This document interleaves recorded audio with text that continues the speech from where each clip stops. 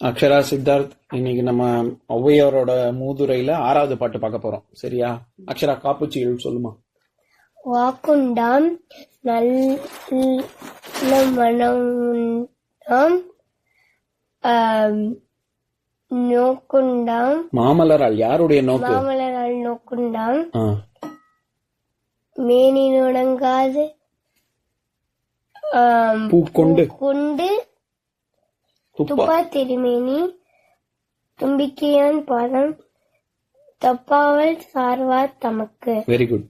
சரி சித்தார்த், நம்ம 6வது பாட்டு பாக்குறதுக்கு முன்னாடி 5வது பாட்டுக்கு அர்த்தம் ஞாபகம் இருக்கான்னு சொல்றியா? நான் பாட்டை படிக்கிறேன், நீ அர்த்தம் சொல்லு. அட்டாலும் பால் சுவையில் குன்றாது அளவலாய் நட்டாலும் நண்பல்லார் நண்பல்லர் கெட்டாலும் மேன்மக்கள் மேன்மக்களே சங்கு சுட்டாலும் வெண்மை தரும். அர்த்தம் சொல்லு. எவ்வளவு மேன்மக்கள் ஒரு நல்லவங்க என்ன நடந்தாலும் அவங்களோட கொள்கையில இருப்பாங்க. அவங்க கொள்கையை தவிர எதுவும் பண்ண மாட்டாங்க. ஆமா, அவங்க கெட்டாலும் அவங்க மேன்மக்கள் மேன்மக்களா தான் இருப்பாங்க. எது மாதிரி? என்ன உதாரணம் சொல்றாங்க ஔவையார்? ஒரு எப்படி அந்த சங்கு நெருப்புல மின்னுமோ அந்த மாதிரி. அட்டாலும் பால் சுவையில் குன்றாது, பாலும் எப்படி சுட்டா இன்னும் சுவையா இருக்குமோ அது மாதிரி. நண்பல்லார் அளவலாய் நண்பல்லார் நண்பல்லர், உன்னைய சுத்தி நட்பு இல்லாதவங்க மாதிரி இருக்கிற மாதிரி நடிச்சாலும் அவங்க உண்மையான நண்பர்கள் கிடையாது அப்படின்னு சொல்றாங்க. சரி, இப்ப 6வது பாட்டு பார்க்கலாம். அடுத்து நான் முதல்ல பாட்டை படிக்கிறேன், நீங்க கேட்டுக்கோங்க. அடுத்து முயன்றாலும் ஆகும் நாள் அன்றி எடுத்த கருமங்கள் ஆகா தொடுத்த உருவத்தால் நீண்ட உயர் மரங்கள் எல்லாம் பருவத்தால் அன்றி பழா. இதுதான் பாட்டு.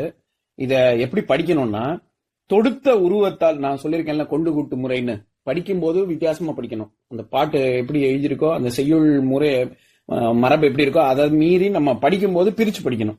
அது எப்படின்னா, தொடுத்த உருவத்தால் நீண்ட உயர் மரங்கள் எல்லாம் பருவத்தால் அன்றி பழா அப்படின்னா என்னன்னா, ரொம்ப பறந்து விரிந்து இருக்கக்கூடிய நீண்ட நெடிய மரங்கள். சரியா? இப்ப மாமரம் இருக்கு, தென்னை மரம் இருக்கு, நல்ல பெருசா மரம் இருக்கு, அது பழம் காய்க்குது. சரியா? உயர் மரங்கள் எல்லாம் பருவத்தால் அன்றி பழா. இப்ப மாம்பழம் ஒரு சீசன், ஒன்னொன்னுக்கும் அந்தந்த பருவம்னு சொல்றோம்ல. நான் வருஷம் பூரா காய்க்குமா பழம்? மரத்துல இருந்து ஒரு பழம் வருதுன்னா வருஷம் பூரா பழமா காய்ச்சி தொங்காது. அதுக்குன்னு ஒரு காலம் இருக்கு. இப்ப நம்ம வசந்த காலம் சொல்றோம்ல, ஸ்பிரிங் சீசன், சம்மர் சீசன். வின்டர்ல சில செடிகள் வின்டர்ல தான் பிளாசம் ஆகும், சில செடிகள் சம்மர்ல. ஒவ்வொன்றுக்கும் ஒவ்வொரு சீசன் இருக்குல்ல. அந்த மாதிரி இவங்க என்ன சொல்றாங்க, தொடுத்த உருவத்தால் நீண்ட உயர்மனங்கள் எல்லாம் பருவத்தால் அன்றி பழா அப்படின்னா, அந்த பருவத்துல என்ன பழுக்கணுமோ அதுதான் பழுக்கும், மற்ற சமயத்துல எல்லாம் பழுக்காது. சரியா? அந்த மாதிரி அடுத்து முயன்றாலும் ஆகும் நாள் அன்றி எடுத்த கருமங்கள் ஆகா. கருமங்கள்னா என்ன? கருமம் அப்படின்னு சொல்றோம், அந்த கருமமா? கருமம்னா செய்யற செயல்னு அர்த்தம். சரியா? அடுத்து முயன்றாலும், நீ என்னதான் முயற்சி பண்ணினாலும் உட்கார்ந்து அதோட மல்லு கட்டுற, ஆனாலும் ஆகும் நாள் அன்றி, அது எப்ப நடக்கணும்னு அதுக்குன்னு ஒரு காலம் இருக்குல்ல. அந்த காலம் வரும் வரை எடுத்த கருமங்கள் ஆகா அப்படின்னா, நீ என்னதான் பிரயத்தனம் பண்ணாலும் அது நடக்காது அப்படின்னு சொல்றாங்க. அப்படின்னா இங்க என்ன விதி பயனை பத்தி சொல்றாங்க ஔவையார். இப்ப உதாரணத்துக்கு நான் திருக்குறள்ல படிக்கிறேன். காலம் அறிதல் அப்படிங்கிற ஒரு, நீ தக்க காலத்துல செய்யணும் அப்படின்ற ஒரு அரசனுக்கு சொல்லக்கூடிய ஒரு உபதேசம் மாதிரி. அந்த அதிகாரத்துல பகல் வெல்லும் கூகையை காக்கை இகல் வெல்லும் வேந்தருக்கு வேண்டும் பொழுது அப்படின்னு ஒரு குறள் இருக்கு. கூகை அப்படின்னா ஆந்தன்னு அர்த்தம். சரியா? பகல் வெல்லும் கூகையை காக்கை. ஆந்த பெருசா இருக்குமா, காக்கா பெருசா இருக்குமா? ஆந்த தானே பெருசா இருக்கும். ஆனா அவ்வளவு பெருசா இருக்கிற ஆந்தைய காக்கா ஈஸியா ஜெயிச்சிடும். எப்போ அப்படின்னா பகல் நேரத்துல. ஆனா ராத்திரி நேரத்துல எது ஜெயிக்கும்? காக்கா தான் கருப்பா இருக்கு, அதனால ஓடி போயிடும். 2 பேருக்கு சண்டை போட்டதுன்னா எதிரா ஜெயிக்கும்? அந்த தானே ஜெயிக்கும். அதனால திருவள்ளுவர் என்ன சொல்ல வர்றாரு, நீ என்னதான் ஒரு பெரிய போர் படை, 1 லட்சம் பேர் இருக்காங்க படை வீரர்கள், அந்த பக்கம் இருக்கிறவங்க 100 பேர் தான் இருக்காங்க அப்படின்னா ஈஸியா 1 லட்சம் பேர் இருக்காங்க, இந்த பக்கம் 100 தான், அதனால இவங்க தான் எந்த சமயத்துல போர் தொடுத்தாலும் இவங்க தான் ஜெயிப்பாங்க அப்படி சொல்ல முடியாதுன்னு சொல்றாரு. அதுக்குன்னு ஒரு காலம் இருக்கு. இப்போ ரொம்ப பிரதானமா சொல்லக்கூடிய உதாரணம் வந்து யானை படை உள்ள போர் வீரர்கள், ஐயோ போர் யானையெல்லாம் வச்சிருக்காங்க, ரொம்ப கஷ்டம் அவங்கள ஜெயிக்கிறது அப்படின்னு சொல்லி. ஆனா மழை காலத்துல சேரும் சகதியுமா இருக்கும், யானையால வேகமாவே வர முடியாது. போர்க்களத்துல யானை வேகமா வரணும்னு நினைச்சா முடியாது, ஏன்னா சகதியும் சேரலாம் மாட்டின்றோம்ல. அப்போ ஈஸியா யானை அடிச்சிடலாம். அப்போ இதுல இருந்து என்ன தெரியுது, அப்போ யானை படம் இருக்கிறவங்கள்ட்ட போர் புரிய சமயம் மழை காலமா இருக்கணும், மழையை ஒட்டி இருக்கணும். அதனால காலம் ரொம்ப முக்கியம் அப்படின்னு. அதனால எதுக்கு இதை சொல்ல வரேன், திருவள்ளுவர் இப்ப நான் ஒரு 2 குறள் சொல்றேன், 2த்துக்கும் முன்னுக்கு பின் முரணா இருக்கும். அது ஏன்னு நீங்க சொல்லணும், சரியா? ஊழ் அப்படிங்கறதுல விதி, இது ஊழ்னா விதின்னு அர்த்தம். அதுல நுண்ணிய நூல் பல கற்பினும் மற்றும் தன் உண்மை அறிவே மிகும் அப்படின்னு சொல்றாரு. நீ என்னதான் படிச்சாலும் உன்னுடைய இயல்பான அறிவு இருக்குல்ல, நீ யோசிக்கக்கூடிய திறமை, அந்த புஸ்தகங்கள், நீ என்னதான் ஒரு பெரிய வாத்தியாரை வச்சு நீ நிறைய புஸ்தகங்கள் வச்சு படிச்சாலும் உண்மை அறிவே மிகும். உனக்கு நீ என்ன புரிஞ்சுலையோ அதுதான் நிற்கும் கடைசியில அப்படின்னு சொல்றாரு.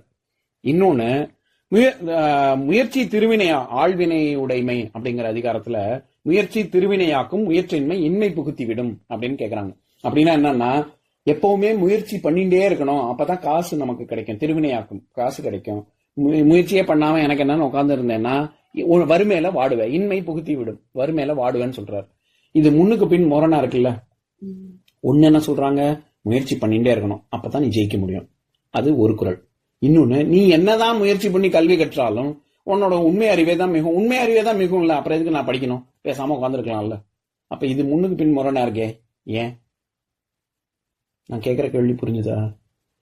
முயற்சி பண்ணிட்டே இருக்கணும்னு ஒரு குறள்ல சொல்றாரு, இன்னொரு குறள்ல நீ என்னதான் படிச்சாலும் என்னதான் கல்வி பெற்றாலும் உன்னுடைய உண்மை அறிவு தான் மிகும், கடைசியில அதுதான் நிக்கும் அப்படின்றாரு. அப்ப முயற்சிக்கு அங்க பலனே இல்லையே, அது எதனால?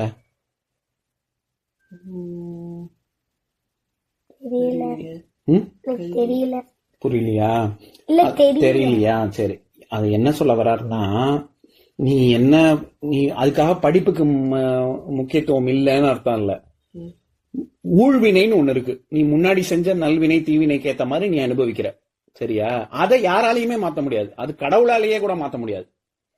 வினை தத்துவம் இருக்குல்ல, நீ முன்னாடி செஞ்சதுக்கு நீ அனுபவிச்சே ஆகணும்னு இருக்குல்ல, அது நல்லது செஞ்சாலும் தீமை செஞ்சாலும் அதை மாத்தவே முடியாது.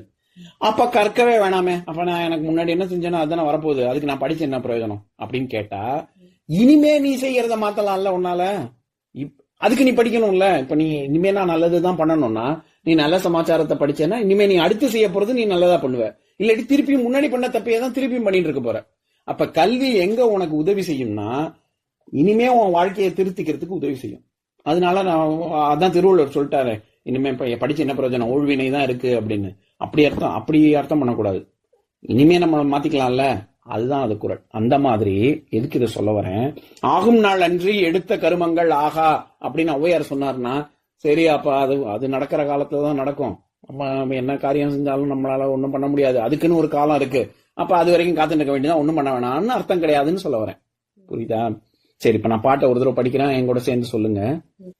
தொடுத்த உருவத்தால் நீண்ட உயர் மரங்கள் எல்லாம்